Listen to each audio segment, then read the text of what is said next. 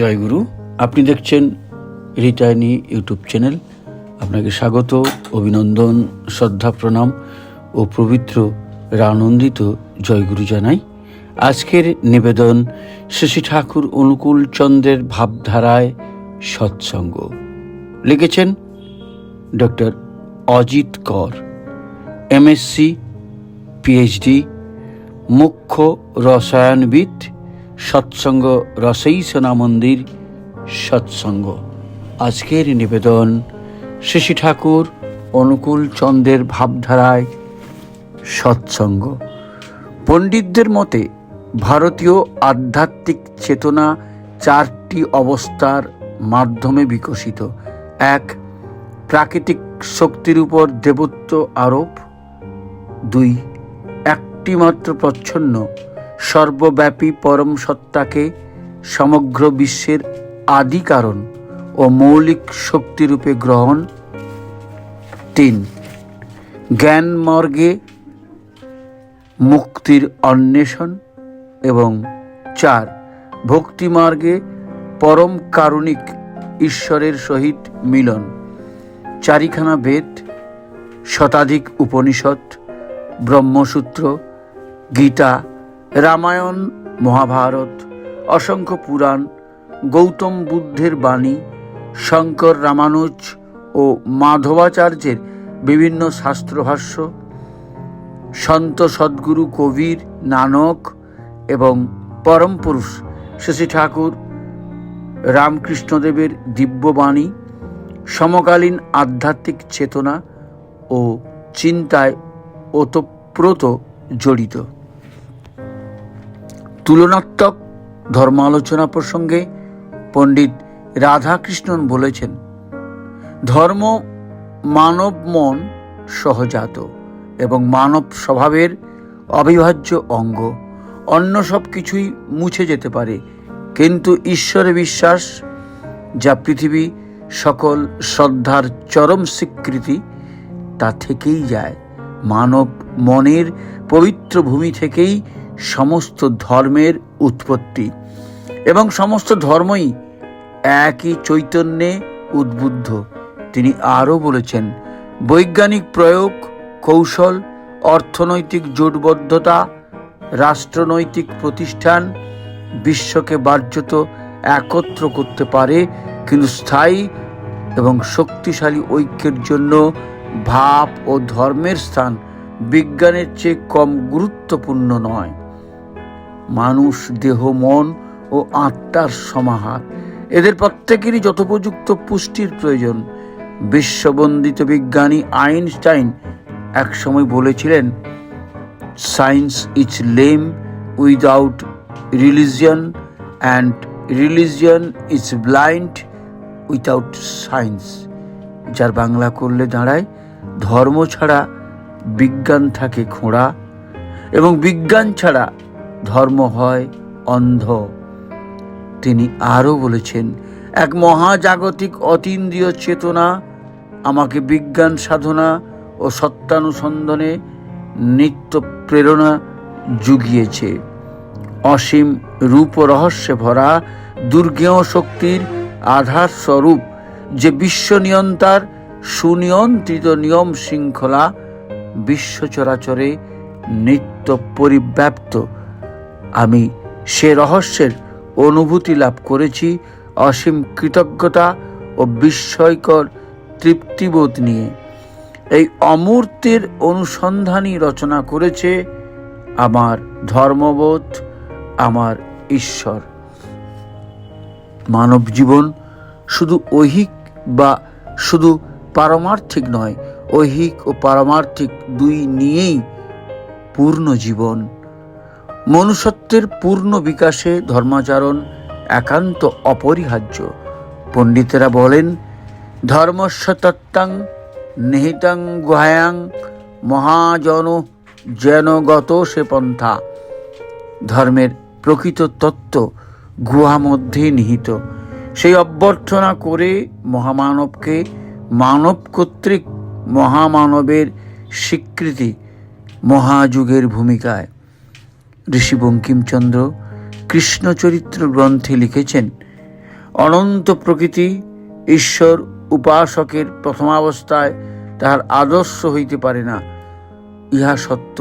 কিন্তু ঈশ্বরের অনুকারী মনুষ্যেরা, অর্থাৎ যাহাদিগের গুণাধিক্য দেখিয়া ঈশ্বরাংশ বিবেচনা করা যায়, অথবা যাহাদিগকে মানব দেহধারী ঈশ্বর মনে করা যায়, তাহারাই সেখানে বাঞ্ছনীয় আদর্শ হইতে পারেন। এই জন্য যীশুখ্রিস্ট খ্রিস্টানের আদর্শ, শাক্যসিংহ বৌদ্ধের আদর্শ। বিজ্ঞান ও প্রযুক্তিবিদ্যার চরম উৎকর্ষে বর্তমান যুগ গর্বিত, তবু বস্তুতান্ত্রিক প্রগতির সাথে সাথে জনজীবন নানা সমস্যার বেড়াজালে বিপর্যস্ত। নৈরাশ্য, হতাশা ও অনিশ্চয়তায় হাতছানি থেকে যেন রেহাই নেই। বাহ্যিক সমস্যার অনেকটা সমাধান করতে পারলেও অধিকাংশ আধুনিক সভ্য মানুষ ভুগছে নিদারুণ অন্তর্দ্বন্দ্বে, ইনার কনফ্লিক্টস, একাকিত্বে, লোনলিনেস, যাতনায়। অর্থাৎ ভুগছে কিসে ভুগছে? নিদারুণ অন্তর্দ্বন্দ্বে, একাকিত্বের যাতনায়। যুগ সমস্যার সমাধান কল্পে যুগেরই প্রয়োজনে আবার মহামানবের আবির্ভাব হল যুগপুরুষোত্তম পরম প্রেমময় শ্রী শ্রী ঠাকুর অনুকূল চন্দ্ররূপে। অধুনা বাংলাদেশের অন্তর্গত পাবনা জেলার হিমায়তপুর গ্রামে। সালটা হলো 1295 সাল, 30শে ভাদ্র, তাল নবমী তিথি। মহাভাব সমাধি অবস্থায় শ্রী শ্রী ঠাকুর আহ্বান জানালেন, কে কোথায় আছিস? শিখ, বৌদ্ধ, খ্রিস্টান, জৈন, ব্রাহ্মণ, বৈষ্ণব আর চণ্ডাল, একবার পরমাত্মার ভাবে ভাবিত হ। তোদের সব জ্বালা যন্ত্রণা আমার হাত দিয়ে মুছে দেব। তাঁর ডাকে সাড়া দিয়ে তাঁর দিব্য জীবনের অমোঘ আকর্ষণে সমস্যা জর্জরিত মানুষ দলে দলে ছুটে এসে আশ্রয় নিতে থাকে তাঁরই শ্রীচরণ পাদপাদ্যে। বিভিন্ন রকমের ব্যক্তিগত সমস্যা তারা অকপটে নিবেদন করতে লাগলো শ্রী শ্রী ঠাকুরের কাছে। কেউ বা জানালো দাম্পত্য জীবনের সমস্যার কথা, ব্যক্তি জীবন কিভাবে গড়ে তুলে দাম্পত্য জীবনে সুখী হয়ে সমাজ জীবনে কিভাবে পরস্পর একসাথে স্বাচ্ছন্দ্যে চলা যায়, তার নির্দেশ পেল পরম দরদি শ্রী শ্রী ঠাকুরের উপদেশামৃতে। দেশবন্ধু চিত্তরঞ্জন দাসের মতো দেশবরেণ্য রাষ্ট্রনেতা তাঁর কাছে এসে জানতে পারলেন রাষ্ট্র জীবনে দেশ ও জাতিকে সার্বিক কল্যাণের পথে কিভাবে এগিয়ে নিয়ে যাওয়া যায়। এভাবে শ্রী শ্রী ঠাকুরকে মধ্যমণি ও কেন্দ্রবিন্দু করে তাঁরই প্রেমের স্নেহস্নিগ্ধ শীতল ছায়ায় যারা আশ্রয় নিয়েছিল একান্ত প্রয়োজনে, তাদের নিয়েই সহজভাবে গড়ে উঠল হিমায়তপুর গ্রামে এক ক্ষুদ্র প্রতিষ্ঠান, নাম তার সৎসঙ্গ। শ্রী শ্রী ঠাকুর তার দিব্য জীবনের অমীয় স্পর্শে সৎসঙ্গে আশ্রিত প্রতিটি মানুষের জীবনে নতুন অধ্যায়ের সূচনা হলো। তার পুণ্য সান্নিধ্যে কত যে বিভ্রান্ত পথ পেল, হতাশ প্রাণে জ্বলে উঠল আশার আলো। দাম্ভিক ধনী দিন এবং দাতা হলো, নির্ধন দৈন্য ও দারিদ্র ব্যাধি মুক্ত হলো, মূর্খ পণ্ডিত ও বৈজ্ঞানিক হলো। তার কোনো সীমা সংখ্যা নেই। লোকচক্ষুর অন্তরালে মানুষের বিবর্তনের ইতিহাসে তা হয়তো অপ্রকাশিত থেকেই যাবে।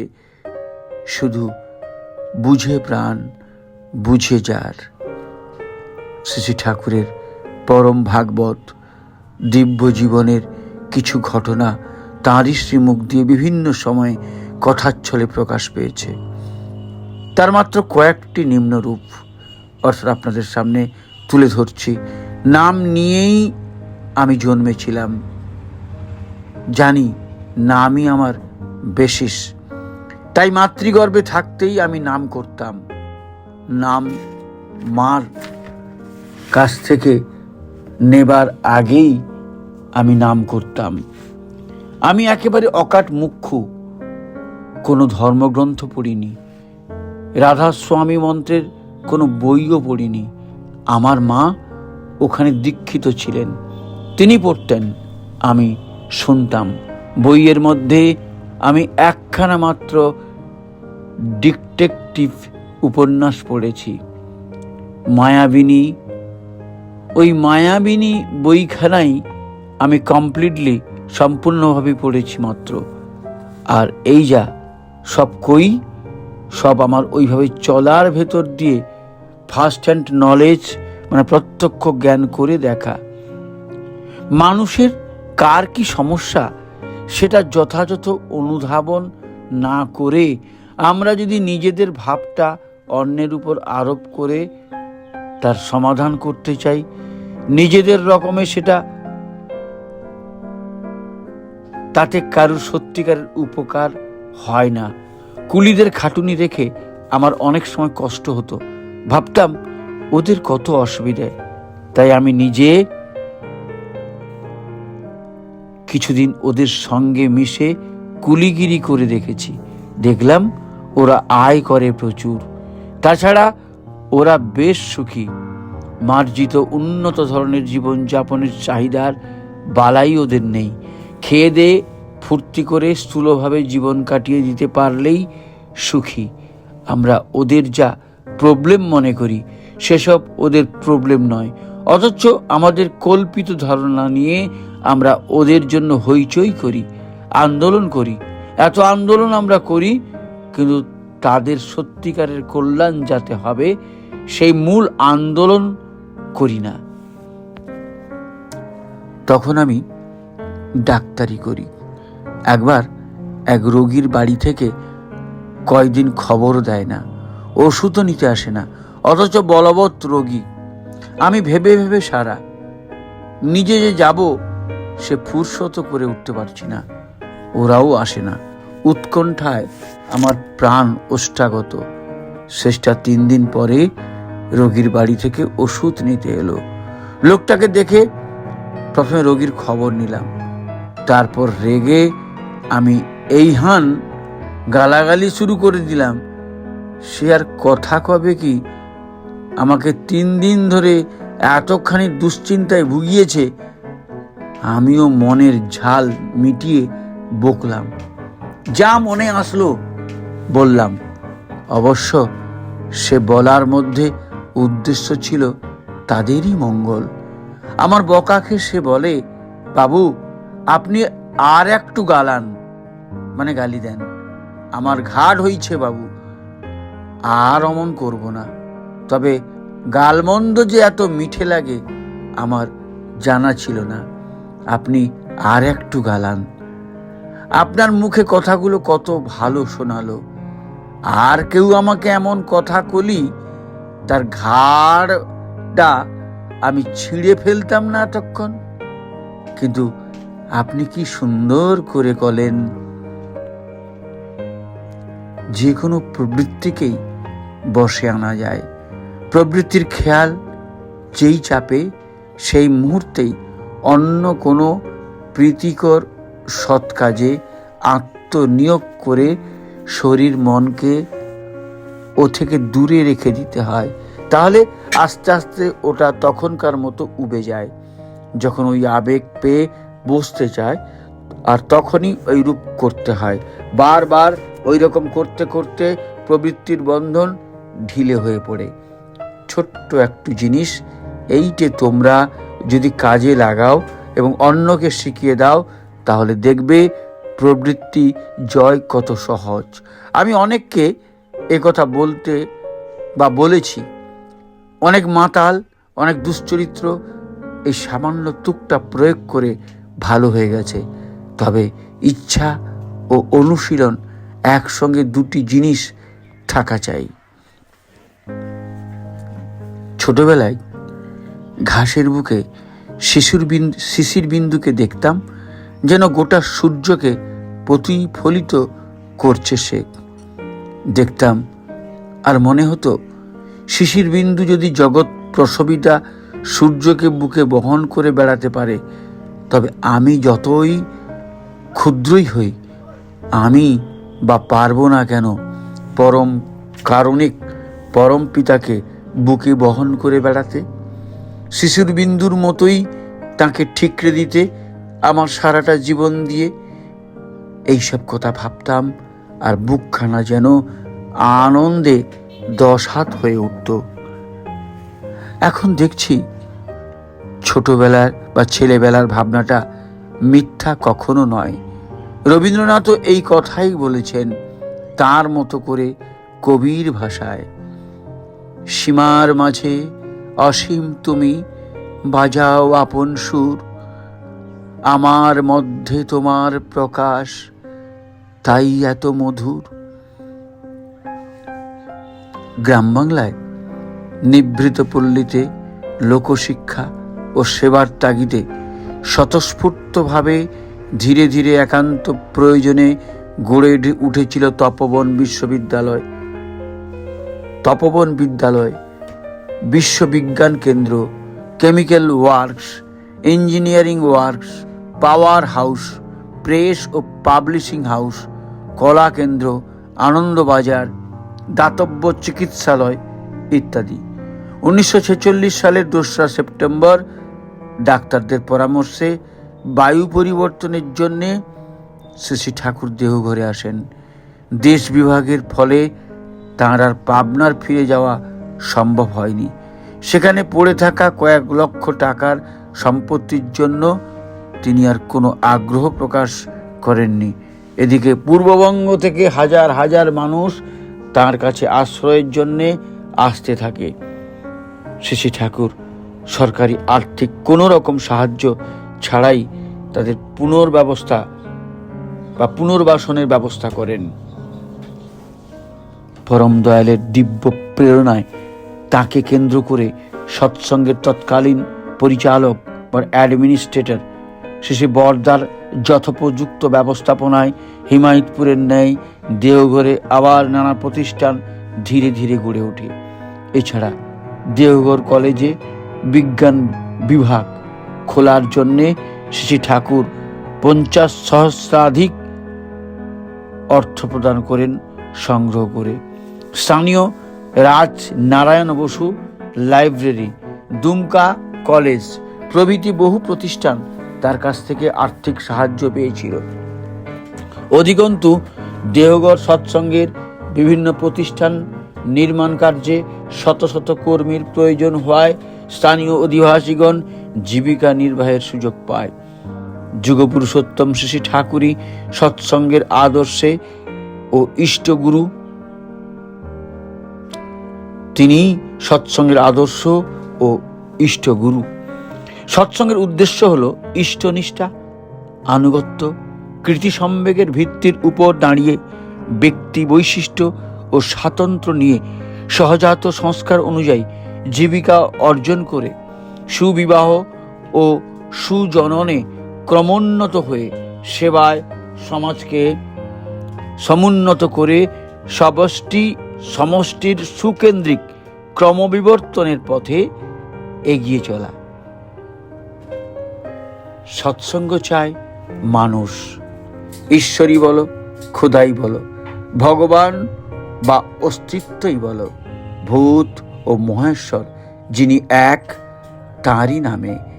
সে বোঝে না হিন্দু, সে বোঝে না খ্রিস্টান, সে বুঝে না মুসলমান, সে বোঝে না বৌদ্ধ, সে বোঝে প্রত্যেককেই তাঁরই সন্তান। সে আনত করে তুলতে চায় সকলকে সেই একে। সে পাকিস্তানও বোঝে না, হিন্দুস্তানও বোঝে না, রাশিয়াও বোঝে না, চায়নাও বোঝে না, ইউরোপ আমেরিকাও বোঝে না। সে চায় মানুষ, সে চায় প্রত্যেকটি লোক, সে হিন্দুই হোক, মুসলমানই হোক, খ্রিস্টানই হোক, বৌদ্ধই হোক বা যেই যা হোক না কেন, যেন সমবেত হয় তাঁরই নামে। শ্রম কুশল উদ্বোধনী চলনে যাতে খেটে খুঁটে প্রত্যেককে দুটো খেয়ে পরে বাঁচতে পারে, সত্তা সত্তন্ত্রকে রেখে সম্বর্ধনার পথে চলে। প্রত্যেকটি মানুষ যেন বুঝতে পারে, প্রত্যেককেই তার, কেউ যেন না বুঝতে পারে সে অসহায়, অর্থহীন, নিরাশ্রয়। প্রত্যেকটি লোক যেন বুক ফুলিয়ে বলতে পারে, আমি সবারই, আমার সবাই। সক্রিয় সহচর্যী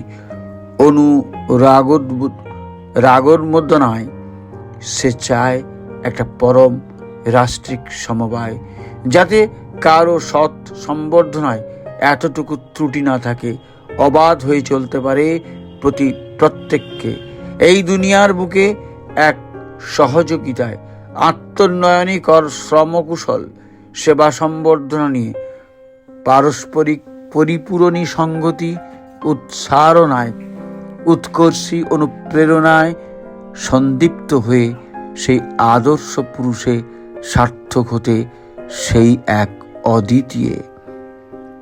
শ্রী ঠাকুর বলেছেন, ঈশ্বর এক, ধর্ম এক, প্রেরিতগণ একই বার্তাবাহী।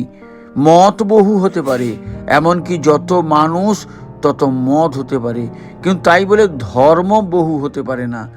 হিন্দু ধর্ম, মুসলমান ধর্ম, খ্রিস্টান ধর্ম, বৌদ্ধ ধর্ম ইত্যাদি কথা আমার মতে ভুল, বরং ও সবগুলি মত।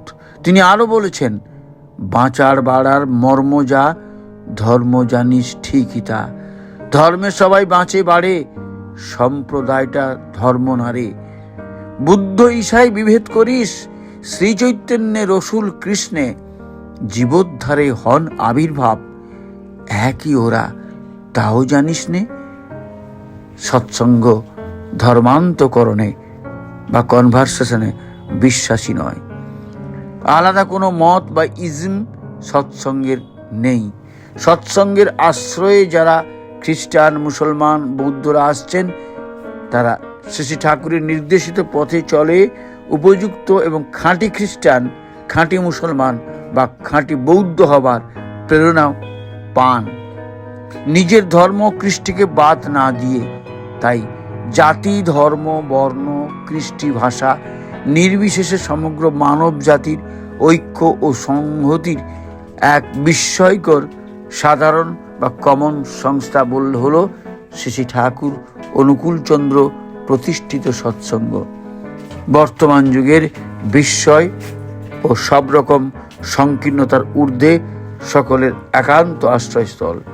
শিক্ষার প্রসার কল্পে সৎসঙ্গের উদ্দেশ্য শুধু গতানুগতিক কিছু স্কুল কলেজের সংখ্যা বাড়ানো নয়।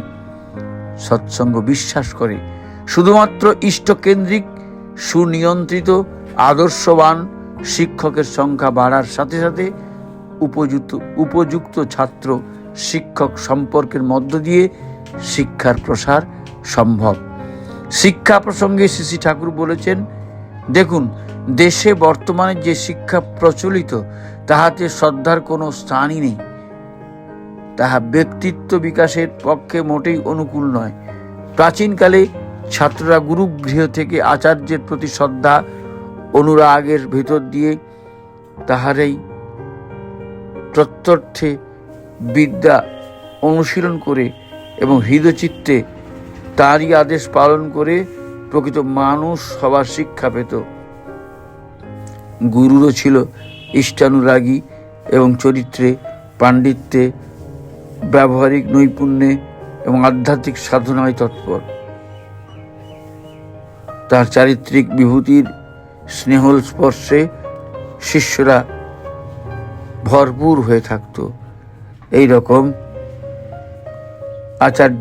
আচার্য অনুরাগের ভেতর দিয়ে যে শিক্ষা, তার অভাব হওয়াতে জাতীয় জীবনে যে অধঃপতন এসেছে, এতে উন্মুক্ত প্রকৃতির কোলে উপযুক্ত আচার্যের সান্নিধ্যে থেকে ছাত্ররা তাদের সহজাত সংস্কার ও অভ্যেসগুলিকে সুনিয়ন্ত্রিত করতে অভ্যস্ত হয়ে ওঠে ও ভবিষ্যৎ জীবনের যুদ্ধের অভিঘাতে পরাস্ত ও বিপর্যস্ত না হয় এবং সঙ্গে সঙ্গে তাদের বৈশিষ্ট্যানুপাতিক নানা প্রকার ভাষা, কৃষি, শিল্প, বিজ্ঞান, কলা প্রভৃতির শিক্ষা পেয়ে উন্মেষশালিনী বুদ্ধি, প্রতিভা ও প্রত্যুৎপন্ন মতিত্বের অধিকারী হয়ে জীবন্ত কর্ম প্রেরণা নিয়ে দশের এবং জাতির প্রকৃত সেবার অধিকারী হয়ে ওঠে। সেই উদ্দেশ্যেই তপোবন বিদ্যালয় প্রতিষ্ঠার আমার ইচ্ছা। প্রাচীনকালে ভারতীয় শিক্ষা ও সংস্কৃতির প্রাণকেন্দ্রেই ছিল তপোবন। এইরূপ একটি আদর্শ বিদ্যালয় স্থাপন করে স্থানে স্থানে যদি আদর্শ শিক্ষাকেন্দ্র স্থাপন করতে পারেন, তাহলে প্রকৃতই দেশের সেবা করা হবে। শ্রী ঠাকুর আরও বলেছেন, systematic organisation of habits and instincts with the purpose of fulfilling the becoming of life by a graduated active manipulation of behavior may be called education. আলাদাভাবে সমাজ সংস্কারের সৎসঙ্গ আগ্রহী নয়। শ্রী ঠাকুর বলেন, সোসাইটি সুন্দর করে গড়তে হলে আগে ইন্ডিভিজুয়াল ব্যক্তিকে গড়ার দরকার। আমি ঠিক না হলে আমার পরিবার ঠিক হয় না, আমার পরিবার ঠিক না হলে আমার পরিবেশ ঠিক হয় না। আমার এই পরিবার, পরিবেশ তথা ভর দুনিয়াটা নিয়ে আমি একটা। পরম দরদি শ্রী ঠাকুর ছিলেন মানুষের কাঙাল। তার বাণী হলো, মানুষ আপন, টাকা পর, যত পারিস মানুষ ধর। তিনি তার I understand that every single individual is a living universe to the extent that a single person is ignored by neglected just so much any plan, movement of institution betrays existence. তিনি আরো বলেছেন, একটা সাম্রাজ্যের বিনিময়ে আমি একটা মানুষ ত্যাগ করতে প্রস্তুত নই। আমার একটা মানুষকে মানুষ করে তুলতে যদি একটা সাম্রাজ্য ফতুর করে দিতে হয়, তাতেও আমি কুণ্ঠিত নই। সৎসঙ্গ বিশ্বাস করে সেলফ, ব্যক্তিজীবন, আইডিয়াল, আদর্শ, এনভায়রনমেন্ট, পারিপার্শ্বিক এবং মিনিংফুল কনকর্ডেন্স, সার্থক সমন্বয়, এর ভেতর দিয়েই আসে জীবনের পরিপূর্ণতা ও সার্থকতা। আর সুসংগত চরিত্রবান মানুষই হলো দেশ ও জাতির প্রকৃত সম্পদ।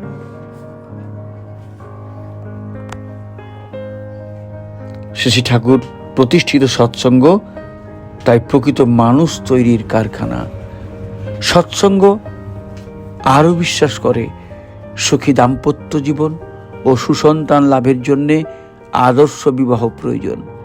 শ্রী ঠাকুরের বলা অনুযায়ী বর্ণ, বংশ, স্বভাব, চরিত্র, বিদ্যা প্রভৃতি সব বিষয়ের প্রতি লক্ষ্য রেখে উপযুক্ত সাদৃশ্য ভিন্নগোত্রীয় সবর্ণ বিবাহই হচ্ছে আদর্শ বিবাহ। দেশ বিদেশের বহু গুণীজন ও বরেণ্য নেতারা বিভিন্ন সময়ে শ্রী ঠাকুর দর্শনে এসেছেন এবং সৎসঙ্গ সম্বন্ধে তাদের সুচিন্তিত অভিমত রেখে গেছেন।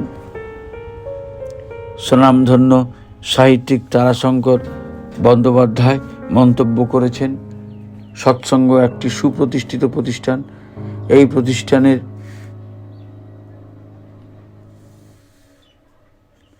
এই প্রতিষ্ঠানের উৎসবে আমি গিয়েছি।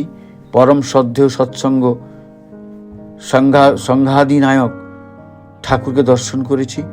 তার মিষ্ট কথায় তুষ্ট ও তৃপ্ত হয়েছি, স্নেহ সমাদর পেয়েছি, পরিবেশ ভালো লেগেছে। দেখেছি হাজার হাজার নরনারী করজোড়ে ত্রিশীতের মতো ঠাকুরের দর্শনার্থী। দেখেছি বহু সহস্র নরনারী শিষ্য শিষ্যা তাঁর প্রসাদ গ্রহণ করছে একসঙ্গে। বহুজনে যিনি নমস্য, বহুজনের যিনি উপাস্য, বহুজন যার মধ্যে পায় হতাশার আশ্বাস, দুঃখে সান্ত্বনা, বেদনার আনন্দ, অবিশ্বাসের নাস্তির মধ্যে বিশ্বাসের আস্তিকে। তিনি সেই বিরাটের অংশ এবং তার মধ্যে স্বরাটের প্রকাশ যে অবশ্যম্ভাবী, এতে তো সন্দেহ নেই। বহু মত, বহু পথ, সব মত, সব পথ পরিশেষে এক সঙ্গমে একটি বিন্দুতে বিলীন হয়েছে। সেই বিন্দু অভিমুখে সৎসঙ্গের ধারাটি একটি প্রশস্ত এবং গভীর প্রবাহিনী। যদিও আজ শশী ঠাকুর নরদেহে আমাদের মধ্যে নেই, তিনি আমাদের অনাথ করে যাননি, তিনি মনোনীত করে রেখে গেছেন তন্নিষ্ঠ তত্ত্বপা তাঁরই জ্যেষ্ঠ আত্মজ পরম পূজ্যপাদ শশী বরদাকে তৎস্থলাভিষিক্ত উত্তর সাধক। বরদা চলে গেলেন, রেখে গেলেন শশী দাদাকে। শশী দাদা চলে গেলেন বর্তমান আচার্যদেব বাবাইদাকে। লক্ষ লক্ষ লোকজীবনের পরম আশ্রয়স্থল রূপে আমরা বর্তমান আচার্যদেবকে পাচ্ছি। ইষ্ট স্বার্থ প্রতিষ্ঠার মূর্ত আদর্শ তিনি। তাঁর দিব্য প্রেরণায় এবং অতন্দ্র নিরলস প্রচেষ্টায় সৎসঙ্গের কর্মধারা সকল দিকে বহু গুণে উত্তরোত্তর বৃদ্ধির দিকে এগিয়ে চলেছে। জয়গুরু, বন্দে পুরুষোত্তমম। আজকে এখানেই শেষ হলো। ভালো লাগলে শেয়ার করবেন, কমেন্ট করবেন, অবশ্যই সাবস্ক্রাইব করবেন। পরমপিতার আতুল চরণে আপনাদের সবার সার্বিক মঙ্গল প্রার্থনা করি। জয় গুরু।